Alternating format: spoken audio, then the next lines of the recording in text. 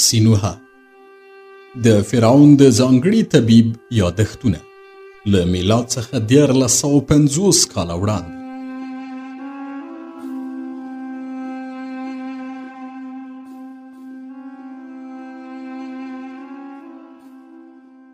اته‌دېرشم څپرکی د فرعون په حکم د سوریې پر لور حرکت.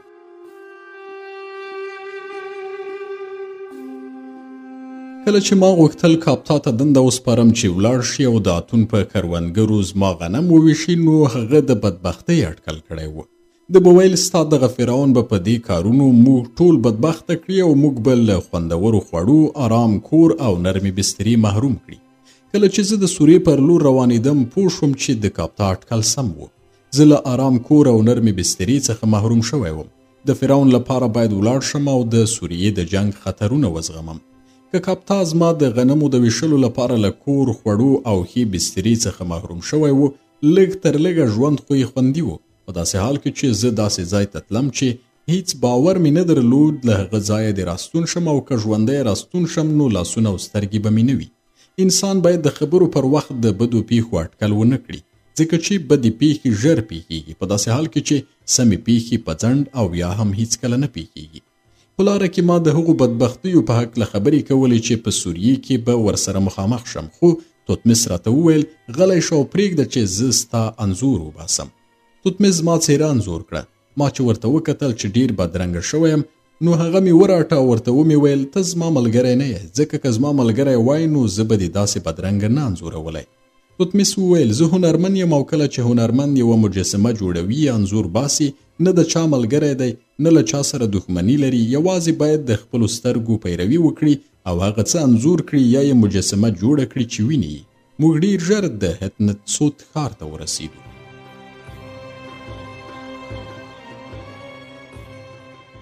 دا ښار د نیل سیند تر څنګ پروت یو وړوکی ښار دی او له یوه کلي سره ډېر توپیر نه لري. دغلته موږ ولیدل چې پسونه او غواګانې د ښار په کوڅو کې ګرځي او د ښار معبد یې له خښتو جوړ کړی دی. د ښار چارواکي چې پوه شول زه د فرعون مخصوص ډاکټر یم او توتمس سلطنتي مجسمه جوړونکی دی، نو په ډېر درناوي یې زموږ هرکلی وکړ. توتمس د ښار په معبد کې د هورمهب مجسمه ودروله. دغه معبد پخوا د هوروس د خدای لپاره جوړ شوی و. هوروس هغه خدای دی چې سر یې د باز په شان دی، خو له دې وروسته چې فرعون نوی خدای مشهور کړ، هغه معبد یې هم د اتون لپاره بیل کړ او د هوروس د خدای مجسمه یې له هغه ځای لرې کړه. د ښار اوسیدونکي چې د هوروس د خدای د مجسمې له لرې کېدو وروسته یې بله مجسمه نه درلوده، د هورمهب د مجسمې په لیدو ډېر خوشحاله شول. زه تصور کوم چې هغه به یې خپل خدای بللی وي یا یې د پخواني خدای پر ځای منلی دی، ځکه چې د دې ښار اوسیدونکي نالوستي ول او پر دې نه پوهېدل چې ممکنه ده له مجسمې او ظاهري بڼې پرته هم خدای موجود وي. د هورمهب اصلي مور و پلار هم په همدغه ښار کې اوسېدل او دغه ښار عام خلک ول. له دې وروسته چې هورمهب د مصر د پوځ قمندان شو، هڅه یې وکړه خپل مور و پلار په اشرافانو کې راولي چې خلک ووایي هورمهب د نجیبانو او اشرافانو له کورنۍ څخه دی. هورمهب فرعون ته دومره نږدې و چې هر څه یې ترې غوښتي وای نو فرعون له جنجال پرته منل. له همدې امله د مصر د لښکرو قمندان خپل پلار په سلطنتي څارونکو کې شامل کړ او مور یې د دربار پادوانه کړه، ځکه چې مور یې د غواګانو له پادواني او لوشلو پرته بل کار نه شوی کولی. لیک لوست یې هم نه و زده چې هغې ته بله دنده ورکړي. د هورمهب د پلار لیک لوست نه و زده، خو په څارونکو کې شامل شو او د مصر په ځینو کلیو کې د اتون د ودانیو څارنه کوله. د هغه دنده یوازې تشریفاتي وه او کوم خاص کار نه کاوه. ټول کارونه معمارانو او خټګرانو کول.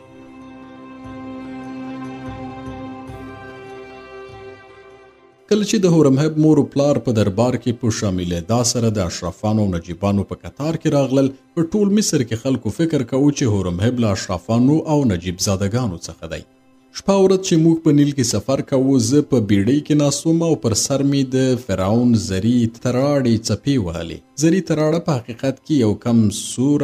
کم سوره اوږد بیرغ و چې د اوسنیو بیرغونو په ځای د بیړۍ په مخکینۍ برخه کې لګاوه او لا هم په ځینو هیوادونو کې یوه کم سوره او اوږده ریتاړه پر بیړیو ځوړندوي ژباړن.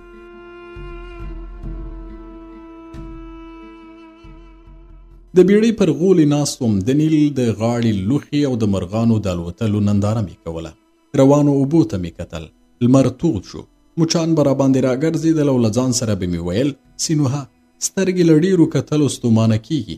غوږونه له ډېرو اورېدلو ستړي کېږي او روح هېڅکله نه راضي کېږي، ځکه چې هېڅوک په ژوند کې خپلو ټولو هیلو ته نه رسېږي.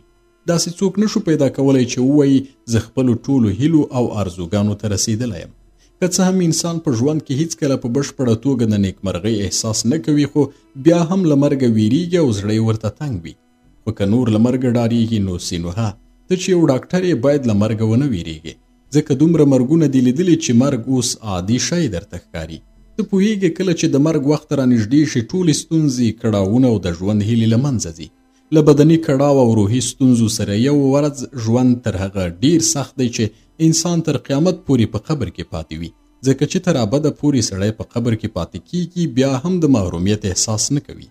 زه لږ ډیر په دې فکرونو کې وم چې د بیړۍ اشپز وویل ډوډۍ تیاره ده.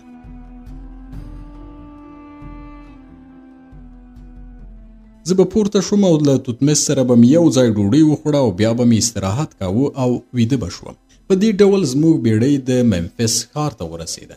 ممفیس د مصر پخوانی ښار دی چې د اوسنۍ قاهرې په جنوب کې پروت دی او تر اوسه پورې د دې ښار کنډوالې هلته تر سترګو کېږي. هورمهب په ممفیس ښار کې و او کله چې زما له ورتګه خبر شو نو زما یې ډېر زیات او افراطي درناوی وکړ. د ځکه زما درناوی وکړ چې زه په سوریه کې د امرو پاچا ته د فرعون د استازي په توګه ور روان وم. بل علت یې دا و چې له سوریې څخه یو شمېر تښتېدلي مصریان او د مصر پلوي سوریانیان چې له دې هېواده تښتېدلي ول او هم د نورو ملتونو شتمن کسان په منفیس کې ول. کله چې هورمهب خبر شو چې زه سوریې ته ځم نو زما هرکلی یې وکړ او موخه یې دا وه چې هغوی پوه شي د مصر فرعون دومره قوي او د درناوي وړ دی چې هورمهب به یې د استازي دومره هرکلی او درناوی کوي. هورمهب د خلکو په مخ کې خپل لاسونه په زنګنو کېښودل او زما پر وړاندې یې رکوع وکړه. خو کله چې خلک لاړل هغه زه خپل کور ته بوتلم. چې کوټې ته ننوتو نوکران یې رخصت کړل او په داسې حال کې چې د سرو زرو د لاستې درلودونکي متروکه یې ښوروله ویې ویل سینوها د دې سره سره چې لا هم نه پوهېږم ته ولې سوریې ته د امرو پاچا ته ورځي، خو باور لرم چې ستا سفر د فرعون د لیونتوب پایله ده. ما د خپل ماموریت په اړه توضیحات ورکړل. ومې ویل لکه چې تا اورېدلي ما ته یې ویلي په هره بیه چې وي د امرو له پاچا ازیرو څخه باید سوله وپیرو. کله چې هورمهب دغه خبره واورېده داسې چغې پیل کړې چې زه ووېرېدم. بیا یې وویل زه پوهېدم چې د فرعون لیونتوب بیا پیل شوی دی، خو فکر مې نه کاوه چې هغه دې دومره لیونی شوی چې فکر وکړي سوله په سرو او سپینو اخیستل کېدی شي. ځکه هغه څوک چې له خپل دښمن څخه په سرو او سپینو سوله اخلي هغه به سره او سپین له لاسه ورکوي او هم به خپل هیواد له لاسه ورکوي. سینوها په دې پوه شه له دې سره سره چې د امرو پاچا سوریه نیولې ده، خو زه بریالی شوی یم چې د غزې سیمه مصر لپاره وساتم. کله چې موږ غواړو سوریه بیرته ونیسو غزه به پر سوریې د حملې لپاره ښه سرچینه او د حملې د پیل کولو ځای وي.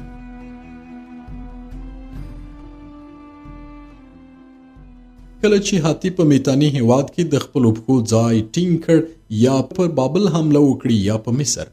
سلیم عقل دا حکم کوي چې کله هاتی وګوري بابل د خپلو ځواکونو پر راغونډولو او سنبالولو بوخت دی او پر مصر باندې حملې ته ځان جوړوي او دا هم ورته معلومه شي چې مصري پوځ کمزوری دی نو پر موږ به حمله وکړي او له مصریانو او فرعونیانو به لوخړې پورته کړي.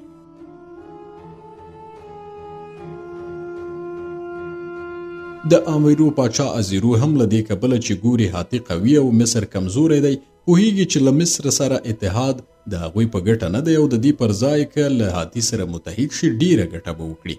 د ازیرو پر ځای که بل هوښیار سړی هم وای همدا کار یې کاوه، له مصر لرې کېده او له هاتی سره یو ځای کېده.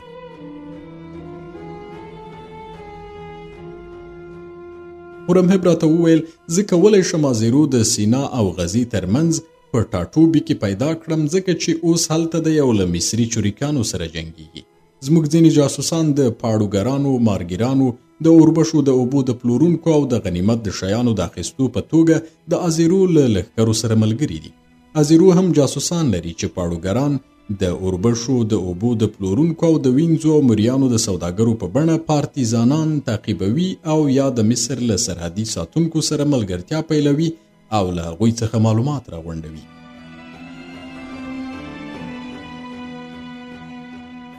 د آزیرو یو شمیر جاسوسان په منفس او مصر کې دي او هلته د مصر د پوځي حالت په اړه معلومات راغونډوي او په اصل کې جاسوسي کوي. د ټولو خطرناک پکې هغه سپین پوستي او ځوانې ښځې دي چې تورې سترګې لري او له سوریې څخه مصر ته راغلي دي.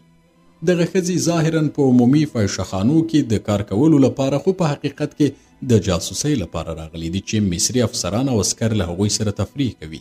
کله چې هغوی یو افسر یا عسکر په غیږ کې ونیسي هر ډول معلومات چې وغواړي ترلاسه کوي. خو له نیکه مرغه دغه ښځې پوځي زده کړې نه لري، نو زموږ له افسرانو او سپاهیانو ګټورې پوښتنې نشي کولی او ډېرې پوښتنې یې د ماشومانو په شان دي. یو شمېر هوښیار جاسوسان هم شته چې هم د مصر لپاره کار کوي او هم د آزیرو لپاره، هم له دواړو خواو ګټه اخلي او هم له دواړو سره خیانت کوي. هورمهب وویل زه د دې موضوع خبر یم، خو له دې کبله چې د هغوی له شتمنیو څخه ګټه اخلو مجبور یو ویزغمو. ومې ویل هورمهب له دې کبله چې ته د خپلو جاسوسانو په وسیله د آزیرو د لښکر د حالت خبر یې، ما ته دا ووایي چې له کومې لارې باید ځان آزیرو ته ورسوم او له کومو ګواښونو سره به مخامخ شم. هورمهب وویل ته د سمندري لارې تللی شي او که د وچې له لارې ځې نو بیا غزې ته ولاړ شه، ځکه لکه چې ومې ویل آزیرو د غزې او سینا ترمنځ دی. که له سمندري لارې غزې ته لاړ شي د کورت جنګي بیړۍ به ستا ملاتړ وکړي، خو په دې شرط چې د هغوی سترګې د سوریې پر جنګي بیړیو ونه لګېږي، ځکه که د سوریې جنګي بیړۍ وګوري چې شمېر یې ډېر او پیاوړي دي نو ستا بیړۍ به پرېږدي او وبتښتي، بیا به نو یا له ځانه دفاع کوي او یا به تسلیمیږي. که له ځانه دفاع وکړي ستا بیړۍ به ډوبه شي او ته به په اوبو کې مړ شي، او که تسلیم شي نو تا به اړ کړي چې د هغوی په بیړیو کې پارو ووهي.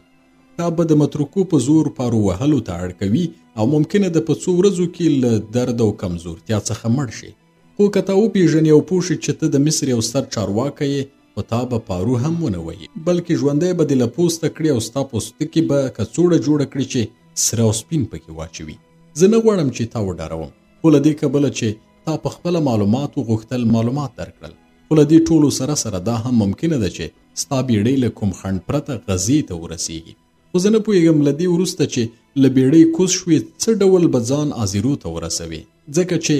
جنگ په غزه کې ثابت حالت نه لري چې زه وکړی شم تا ته ووایم چې هغه چیرته دی او کله چې ته غزې ته ننوتې هغه به چیرته وي. ومې ویل هورمهبه آیا غوره نه ده چې له وچې یعنې د سینا له لارې غزې ته ولاړ شم؟ هورمهب وویل زه ستا د امنیت لپاره یو شمېر عسکر او څو جنګي ګاډۍ له تا سره لېږلی شم چې د وچې له لارې غزې ته ولاړ شي، خو کله چې عسکر د آزیرو له سپاهیانو سره مخامخ شول تا به یوازې پرېږدي او وبتښتي، بیا به آزیرو عسکر تا ونیسي او د هاتي د خلکو په دود به دې په سیخونو کې ورکړي او په شکنجو به دې مړ کړي. بل احتمال دا دی چې زموږ د خپلو چریکانو لاس ته ورشي، خو دوی داسې کسان دي چې هیڅ قانون او اصول نه پیژني او هر څه چې لري درڅخه به یې واخلي، بیا به دې په ژرندې پورې وتړي او تر هغو چې ژوندی یې باید ژرنده وګرځوي. د غراض له دې ویرې چې ونه تښتې سترګې به دې هم در ړندې کړي. په لومړیو ورځو کې چې تا لا د ژرندې په کار کې تجربه نه وي پیدا کړې نو دا به درته سخته وي چې له سهاره تر بېګا پورې په چټکتیا سره ژرنده وګرځوي، نو ځکه به دې د مرګ تر پولې ووهي. زه د هورمهب دې خبرو وویرولم. هغه ته مې وویل ته دې ته په پام سره چې زه باید فرعون په غوښتنه ولاړ شم او له آزیرو سره مرکه وکړم، نو ښه به دا وي چې همدا اوس ولاړ شم ځکه بله چاره نه لرم. ورته ومې ویل چې د وچې له لارې به ولاړ شم او ته څو تنه ساتونکي راکړه چې ما د آزیرو عسکرو ته ورسوي، خو که دې واورېدل چې زه اسیر شوی یم ورته ووایه چې له چنې وهلو پرته زما د خوشي کولو په بدل کې زما لورې هغو کسانو ته پیسې ورکړه چې زه یې اسیر کړی یم. زه بډای یم او زما مریی چې اوس په طبس کې زما ناظر دی زما د راخلاصولو په بدل کې چې هر څومره سره او سپین ضروري وي ور به یې کړي. هورمهب وویل سینوهه زه پوهېږم چې ته بډای او له همدې امله مې ستا له پخواني مریی کاپتا او ستا له شتمنیو لږ پور اخیستی دی. ما غوښتل چې ته هم د مصر د ځواکمنېدا په خاطر د مرستو لپاره په پورونو کې شریک شي او محروم پاتې نه شي. خو سینوهه په دې پوه شه همغه ډول چې زه د مصر د نورو بډایو کسانو پور نه ورکوم ستا قرض به هم در نه کړم، او که کومه ورځ له ما څخه سره او سپین وغواړې زما او ستا ملګرتیا به خرابه شي او آن ښایي له منځه ولاړه شي. اوس روان شه او کله چې سینا ته ورسېدې هلته زما له عسکرو څخه یو ټولي سرتیري له ځان سره بوځه او کاسیر شوې زه به کاپتا څخه زر واخلم چې تا بیرته پرې واخلم خو که یې ته ووژلې ستا په کسات کې به ستا یو شمېر قاتلین ووژنم او دا هم درته وایم تر هغه پورې چې ستا د وژلو لپاره یې ستا په خېټه کې نیزه نه وي ننیستلې هیلهمن واوسه او پوه شه چې ستا وینه به نه ضایع کېږي ما وویل هورمهب که زه ووژل شم زما د کسات لپاره خپل وخت مه ضایع کوه ځکه که زه ووژل شم مړی به مې په بیدیا کې وي او له څو اونیو وروسته به له څو هډوکو پرته زما د بدن کومه نښه نه وي پاتې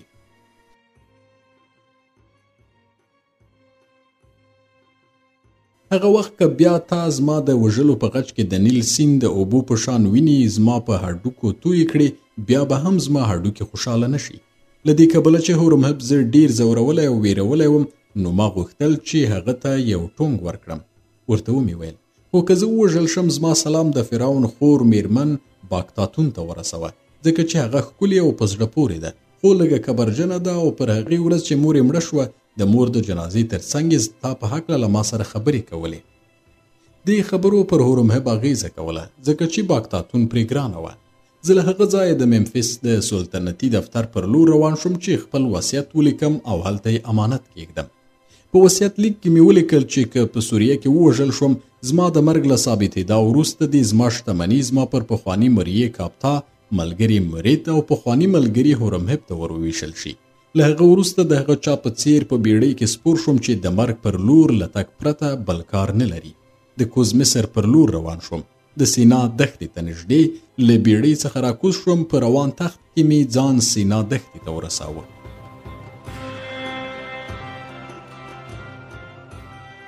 هلته مې په یوه کلا کې په سره لمر کې د هورمهب عسکر ولیدل چې خپل وخت د اوربشو د اوبو پر څښلو او د صحرایي حیواناتو په تیره بیا د غرڅو په ښکار تیراوه دوی له ستونزمن ژوند د تنګ ول یو شمېر ښځې چې تر ټولو بیکاره ښځې دي او ځان ډیر ارزانه خرڅوي شپه ورځ خپل ځانونه عسکرو ته سپارلي ول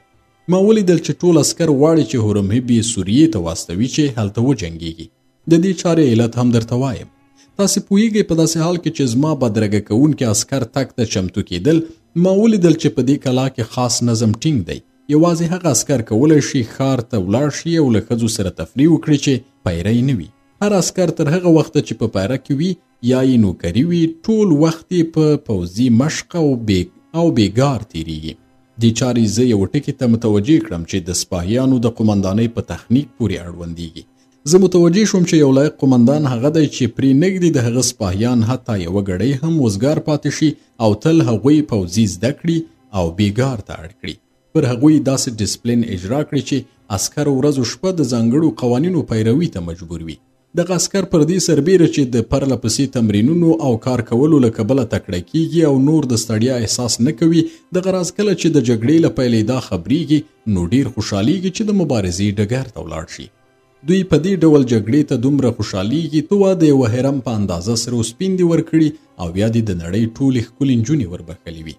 دا چې دغه ډول عسکر د جنگ میدان او قتل ډګر ته په تګ خوشحالیږي علت یې دا دی چې پوهیږي د جنگ ډګر ته تګ هغوی له ډسپلین او د عسکرو په کور یعنی قشله کې له دایمي کار خلاصوي دوی داسې احساس کوي چې اوږده رخصتي ورکړل شوې وي او تر کومه ځایه چې زړه غواړي تلای شي دوی پر دې هم پوهیږي چې ښایي د جنگ په ډګر کې ووژل شي خو له دې کبله چې د جنگ خبر هغوی په قشله کې له اوږدو مشقونو او کارونو ژغوري بیا هم جنگ ته په تګ سره خوشحالیږي له همدې امله هورمهب هڅه کوله د هغه عسکر هیڅکله وزګار نشي ان که د سینا په صحرا کې هم وي